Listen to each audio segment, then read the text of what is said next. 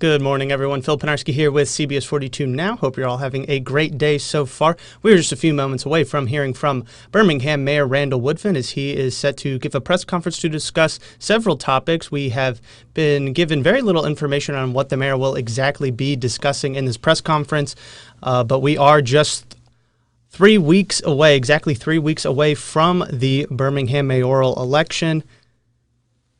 So we expect the mayor to discuss possibly some campaign notes and address the upcoming election.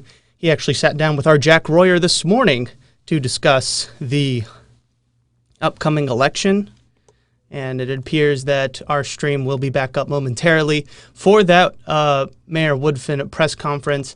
Back over to our website. If you do head on over there right now, you can find that full interview with the mayor and our very own Jack Royer. Again, they discussed the mayor's tenure as mayor right now as the 34th mayor of Birmingham, and it appears our shot is back up, so we will take you there now. Again, the mayor is expected to take the podium any minute now and address several key topics. Again, that whole live interview from this morning, if you missed it, on the CBS 42 Morning News with Jack Royer and Birmingham Mayor Randall Woodfin. They discussed several topics regarding the upcoming election. And you can watch that full interview right now over on CBS42.com. And again, that election date is August 24th for the mayoral office of Birmingham. Woodfin will be competing against former Mayor William Bell, businessman Chris Woods, Birmingham social activist Darrell T. Williams, and Sarisa Brown, as well as Philemon Hill, and Jefferson County Commissioner LaShonda Scales, and Napoleon Gonzalez. It appears Mayor Woodfin has taken the podium now, so we will take you there live right now and listen in to the mayor.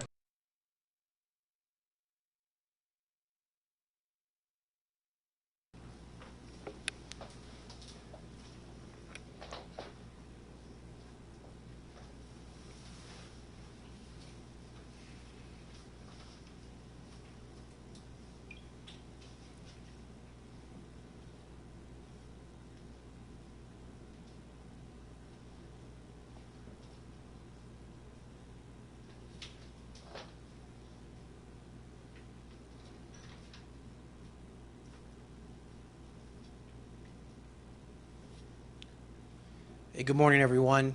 There are a couple things I want to do this morning. I want to provide two important updates.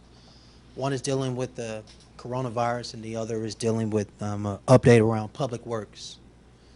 I had a chance to speak with leadership at UAB this morning, and like I do often, when we reach a point where I think it's important as elected officials, we move in lockstep with what the health experts are saying. And so I just wanted to provide some context to the conversation I'm having with health experts here locally in Jefferson County. The Delta variant is very real and serious in our community and across the nation, and I think it's important for people to know to take this seriously. As it's often been said to me in the last few days, it's spreading as fast as chickenpox, and so I want to encourage the community. I want to encourage adults. I want to encourage those who have families. If you have not been vaccinated, please take the opportunity to get vaccinated. As explained to me, the Delta variant is a very serious strand that if you get it, it will make you very, very sick if you're not vaccinated. Being vaccinated does not necessarily mean you won't get it, but it can prevent you from being hospitalized or being very sick. And so we want to encourage you because we feel a lot of our behavior is going backwards. More masks are being implemented, and other measures may have to be taken. We don't want to have to take those measures, so we want to encourage you to be vaccinated. You may have to go from shaking hands and hugs again to pounding and elbows only, but we want our citizens in our community to be careful. The second note I want to share with you is an update around the Department of Public Works. The month of July, I just want to isolate this conversation to the month of July related to the weather. In 1 month, 4 weeks, we had 17 days of rain. Again, that's 17 days of rain. That's more than half of the month where it was raining. And as you know, or you should know, and if you don't know, we want to remind you, when it rains, we cannot cut grass. The grass we are responsible for are the city right-of-ways, our parks, our city facilities, and then the land bank properties we own, which is over 1,000 lots. But separate from those 1,000 lots, many empty lots are in our city that are not owned by the city. And we go through a weed abatement process, which is a legal process, because the law does not legally allow us to just go on someone's private property when the grass is high and cut that grass. It takes up to a minimum of 8 weeks, 2 months, 60 days to go through that process before we can legally go on someone's private property to cut that lot. Why do I share that with you? It's simple. When you have 17 days of rain, again, you can't cut grass. After it rains, and if the grass is still too wet, unfortunately, you can't cut. And of course, we all know that when it rains, our grass grows quicker, and the amount of rain we've had, our grass grows higher. Therefore, we are behind schedule in grass cutting in our city, not just with empty lots, but our city right-of-ways, our parks, etc. A second note I think it's important to share with the community is that we've had a significant amount of our Department of Public Works employees, right at about 10%. Right at about 10% of our Department of Public Works employees, unfortunately, have tested positive for the coronavirus. Our thoughts are with them as they recover. But in addition to that, not only the ones who have contracted the virus, but through tracking and tracing and testing as well, a significant amount of other Department of Works employees had to be removed from service until we get their test results. Therefore, the combination of 17 days of rain in July, as well as a minimum of 10% of our Department of Public Works employees contracting the virus, it has caused significant delays in our city services around not just horticulture, grass, but forms of picking up our trash and bulk as well. We ask that our citizens be patient with us. We do have a plan that we're implementing and executing on to get caught up. But for now, I wanted to be extremely and very transparent with you to let you know why the delays exist in grass cutting as well as trash pickup. But we will get to you. Outside of that, I'm going to turn it over now to Ms. Shonda Temple or any of our other team members who's going to let us know, who's going to provide another update and more updates. Thank you. Thank you so much, Mayor Woodfin. At this point, we will hear from Tracy Bennett. She is Chief Administrative Analyst for the Department of Planning, Engineering, and Permits. Ms. Bennett.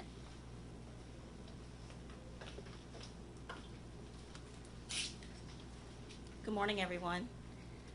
My name is Tracy Bennett, and I serve as the Logistics Coordinator for the 99 for the 150th Taking Pride Where I Reside Neighborhood Revitalization Campaign. It's a pleasure to be with you this morning as I provide an update on this ongoing and aggressive neighborhood cleanup effort. We are currently in week 7 of this campaign. Due to the significant challenges impacting our Public Works Department, as just discussed by Mayor Woodfin, this week city crews will be reworking several areas around the city. They will be in West End Manor, Highway 280, Oakwood Place, Rising West Princeton, Roebuck, Southeast Lake, East Birmingham, Inglenook, and Kingston. I'll now provide a brief update on the progress made during the month of July. 17 neighborhood cleanups took place with the assistance of Keep Birmingham Beautiful. 1,079 grass cutting locations were serviced. 1,949 tons of bulk trash and illegal dump piles were collected. 963 bags of litter was collected. The Birmingham Land Bank Authority had 91 land bank properties sold to new owners. The Birmingham Department of Transportation replaced or repaired 545 street signs. The Department of Planning, Engineering, and Permits had 253 zoning enforcement cases that were either enforced or in progress. They also initiated 72 property condemnation cases for the month of July. There is a cleanup scheduled for the Woodlawn community this Saturday, August 7th, scheduled from 8 a.m. to 1 p.m. The meeting place is at Municipal Lot located at 55th Place and First Avenue North. If residents are interested in organizing a community cleanup, they may contact Keep Birmingham Beautiful by calling 205-254-2662 or by sending an email to kbb@birminghamal.gov. For more information, please visit www.birminghamal.gov/takingpride. Thank you.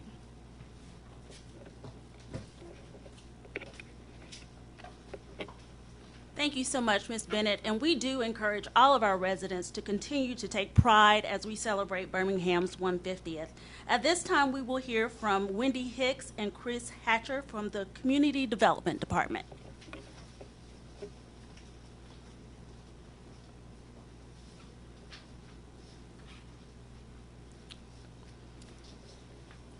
Good morning. My name is Wendy Hicks, and I serve as the Senior Administrative Analyst for the Community Development Department and the Project Manager on the City of Birmingham's Emergency Rental Assistance Program. This Saturday, the City of Birmingham will have experts on hand to assist anyone in person seeking to complete an application for the city's Emergency Rental Assistance Program. This program is for those who live in Birmingham and have fallen behind on their utility payments, rent payments due to COVID-19. Saturday's in-person session will be held from 9 a.m. to 2 p.m. at the Bill Harris Arena. Those seeking rental assistance must sign up with an appointment in advance. They should do so by calling 205-778-2091. Again, that number is 205-778-2091.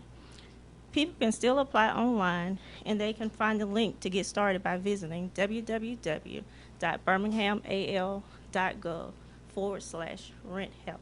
Again, that's www.birminghamal.gov/rent-help. If you're planning to come down and see us in person, we want to remind you to please visit the website to find out which documents you will need to complete your application in person or online. Having these documents are very important. The documents are important because this is the only way we can submit your complete application in a timely manner. Unless all these documents are, if you do not provide all these documents, then your application can be delayed. So please go online and look at the documents that are required and have those documents ready for the event. So to recap, we will be at Bill Harris Arena this Saturday, August the 7th, from 9 a.m. to 2 p.m. People who are interested in completing a rental assistance application, please call in advance to set up an appointment at 205-778-2091. Thank you.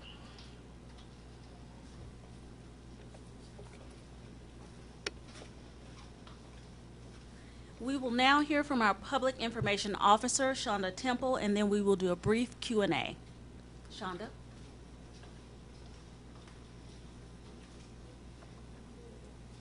Good morning, everyone.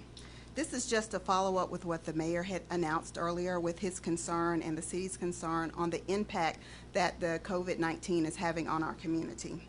Just a reminder that all Birmingham City employees, no matter their COVID-19 vaccination status, are required to wear face coverings while they are in all city facilities.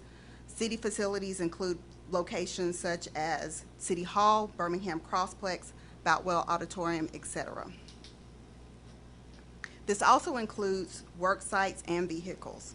I also want to remind any visitors visiting such facilities that they also must wear a face covering. Again, this is to protect everyone. And like the mayor said, he remains in contact with medical and public health officials concerning COVID-19, and he will continue to remain in contact with them. If there are any additional updates, please look for our social media outlets for additional updates. I also want to remind visitors that when you are visiting city facilities, that please be aware that no more than 4 people should be on a city elevator. Also, when you are outside at a city facility, you are not required to wear a mask. And finally, any employee who thinks they may have been exposed to COVID-19 should contact their supervisor here at the City of Birmingham.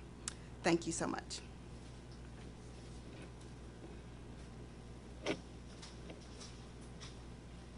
Thank you so much, Shonda. And thank you to all of our city officials here this morning. Do we have any questions for this morning? All right. Well, with that, we will conclude our press conference this morning. We thank you all for being here with us today.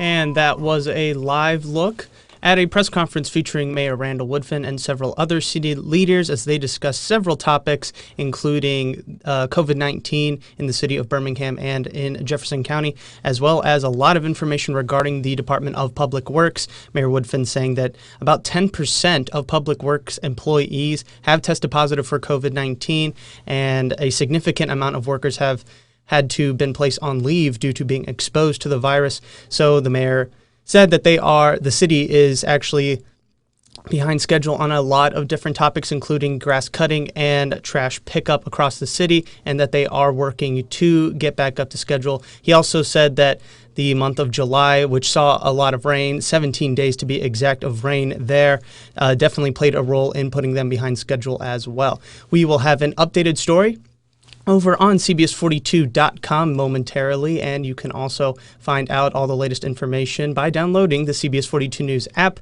and we will again also have more of a recap over on the CBS 42 News at noon coming up in about 45 minutes. Thank you all so much for watching today, and we hope to see you next time on CBS 42 Now.